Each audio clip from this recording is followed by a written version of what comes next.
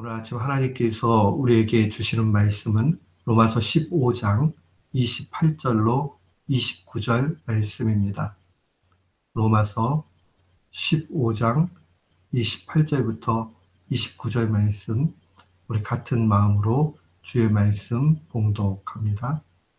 그러므로 내가 이 일을 마치고 이 열매를 저희에게 확증한 후에 너희에게를 지나 서바나로 가리라. 내가 너에게 나아갈 때에 그리스도의 충만한 축복을 가지고 갈 줄을 아노라. 아멘. 저는 오늘 본문 말씀을 통해서 그리스도의 충만한 복을 누리는 지혜라는 제목으로 주의 말씀을 선포하도록 하겠습니다. 독일의 저명한 철학자인 임마누엘 칸트가 종교를 크게 두 가지로 분류를 합니다. 첫 번째는 도덕 종교이고 또 하나는 기복 종교입니다. 그러니까 세상에 있는 종교들을 다 살펴보면 이 두 가지 카테고리 안에서 나눠진다 그렇게 봅니다. 도덕 종교라는 것은 도덕적으로 높은 수준을 추구해 나가는 그러한 종교를 의미하는 것이고, 기복 종교는 그 말 그대로 복을 구하는 종교다 이렇게 이야기를 합니다. 기독교 신앙을 칸트의 이 분류상으로 보면 기복 종교에 더 가깝습니다. 다만 원래 하나님의 말씀이 우리에게 알려주는 복의 종류가 우리가 아는 복과는 조금 다르다는 데 있습니다. 기독교 신앙에 있어서 참된 복은 지상의 잘됨과 세상의 가치를 뛰어넘는 영원한 복락을 의미합니다. 그러니까 우리가 기독교가 기복적이 되면 안 된다 할 때는 세상의 복만을 구하면 안 된다 하는 그런 의미를 갖는 것이지, 우리가 하나님의 말씀 가운데 얼마나 많은 부분들이 하나님의 영원한 복을 구하는 부분이 나옵니까? 그래서 우리가 하나님 앞에 복을 구하는 것은 결단코 잘못된 일이 아닙니다. 다만 세속적 가치, 세상의 잘됨, 이것만을 구하고 나아갈 때 거기에 문제가 되는 겁니다. 성경은 우리에게 영원한 복락, 최고의 복 한 가지로 이야기합니다. 그것은 바로 하나님 한 분이 우리에게는 최고의 복이라는 겁니다. 그럼 우리가 하나님을 알게 되고 하나님을 소유하게 되면 최고의 복을 얻게 된 겁니다. 시편 기자도 고백하기를 시편 73편 28절에 하나님께 가까이함이 내게 복이라. 내가 주 여호와를 나의 피난처로 삼아 주의 모든 행적을 전파하리라 라고 고백을 합니다. 그러니까 그에게 있어서 하나님을 가까이 하는 것, 이보다 더 좋은 것은 없다는 겁니다.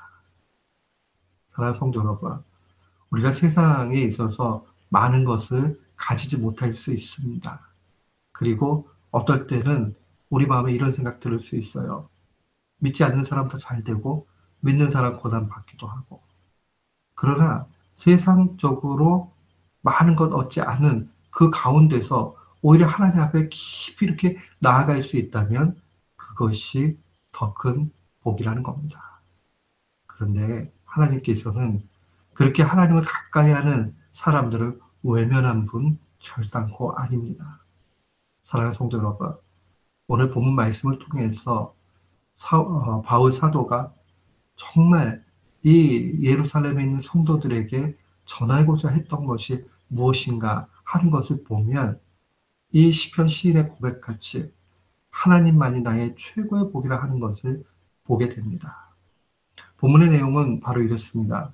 바울이 가이사랴 지역을 떠나서 예루살렘으로 들어가고 이제 거기를 거쳐서 스페인까지 가려는 여정대로 나아갑니다.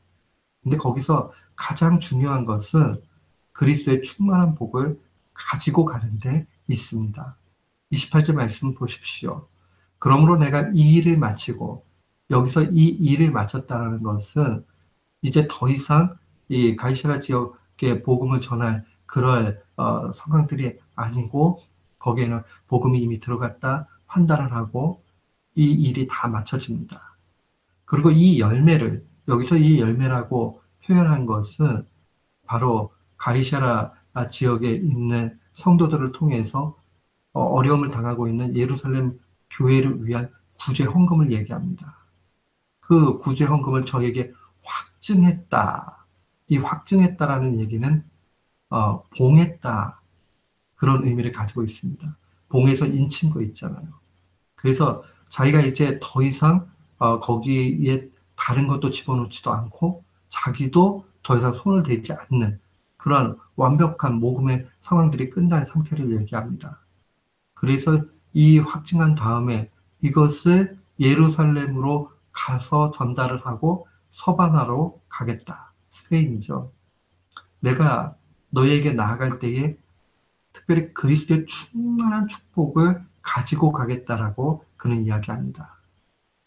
정말 필요한 예루살렘 교회를 향해서 물질 가져가는 것도 중요한 일이에요. 그러나 그에게 더욱 중요한 것은 바로 그리스도의 충만한 복을 가지고 가는 겁니다. 과연 그리스도의 충만한 복이 무엇입니까? 그것은 바로 복음으로 인하여 얻어지는 영적인 복, 영생, 그것을 의미합니다. 그러니까 영생을 정말 예수 그리스도로 말미암아 얻게 된다 하는 그 복된 소식과 그 모든 것을 포함하는 말이죠. 우리 이 성경은 원본은 없어졌어요. 그래서 사본들이 남아있는데 그 사본 가운데 권위 있는 사본 중에 하나가 신해산 제2사본입니다. 근데 이 신해산 제2사본은 이 본문 말씀에 하나 더 추가되어 있는 단어가 있어요. 우리 미국 영어 성경 가운데 일부 사람들이 킹 제임스 버전을 가장 권위 있는 걸로 그렇게 생각을 하지만 이 킹 제임스 버전은 신해산 제2사본을 근거로 해가지고 번역을 했습니다. 그래서 거기에는 복음이라는 그러한 단어가 삽입되어 있어요. 그래서 그리스도의 복음의 충만한 복 이렇게 기록이 되어져 있어요. 그런데 우리가 이 사본을 두 개를 비교해가지고 보면 내용은 똑같습니다. 이 그리스도의 그 축복이라는 것과 또 그리스도의 복음의 충만한 복이라는 말은 같은 것이다. 그를 볼 수 있습니다. 결국 바울 사도가 이 예루살렘 교회를 향해서 가져가고 싶은 것, 또 스페인까지 전하고 싶은 것, 그것은 물질뿐만 아니라 그것을 뛰어넘는 그리스도의 복음으로 말미암아 주어지는 영원한 복락, 영적인 복을 그들에게 가져가겠다고 이야기합니다. 결국 사랑하는 성도 여러분, 우리가 많은 사람들에게 좋은 선물할 수 있고 또 줄 것 있을 수 있어요. 그러나 이 영생을 알려주는 복음을 전하는 것보다 더 좋은 선물은 없다는 겁니다. 바울사도는 디도서 1장 2절로 3절에 이렇게 기록을 합니다. 영생은 거짓이 없으신 하나님의 영원 전부터 약속하신 것인데 자기 때에 자기의 말씀을 전도로 나타내셨으니 이 전도는 우리 구주 하나님이 명하신 대로 내게 맡기신 것이다. 얼마나 귀한 말씀이에요. 영생이라는 것이 영원 전부터 하나님 주시고자 감춰두신 최고의 복이라는 거예요. 근데 이 영생의 복을 전도를 통해서 그렇게 드러나시고 또한 그 사명이 내게 있다면서 자신의 그 사명에 대해서 귀하게 여기는 것을 보게 됩니다. 사랑하는 성도 여러분, 우리가 하나님을 가졌으면 그것으로 다 된 것이고 하나님을 소유했다는 것은 영원한 것, 영생을 얻었다는 겁니다. 우리가 이 말씀을 마음에 간직해야 됩니다. 우리가 이 땅 가운데 조금 넉넉하지 못해도 또 내 뜻대로 되지 않아도 이 영생을 가졌다라는 것이 하나님과 깊은 교제를 한다는 것이 모든 것을 얻었다 하는 것임을 알아야 됩니다. 우리가 이 최고의 복을 누리는 것은 어떻게 누릴 수 있습니까? 오늘 말씀을 우리는 잘 묵상해 보면 야, 이게 진짜 최고의 복이구나 하는 것을 알게 됩니다. 우리의 영생을 어떻게 얻게 됩니까? 우리가 이것을 신학적으로 진술하면 이렇게 그냥 한마디로 얘기할 수 있어요. 예수 그리스도를 믿는 믿음에서 구원을 얻고 구원의 결과는 영생이다. 틀림없는 완벽한 답변입니다. 그러면 예수 그리스도를 믿는 믿음은 실천적으로 어떻게 나오느냐? 물론 우리가 신앙적인 고백 자체로 완벽한데 그 신앙적인 완벽한 고백이 삶 속에 묻어나오는 그 실천적인 고백이 곧 영생의 부분을 맛보면서 살아가는 사람들의 열매라는 것을 기억해야 됩니다.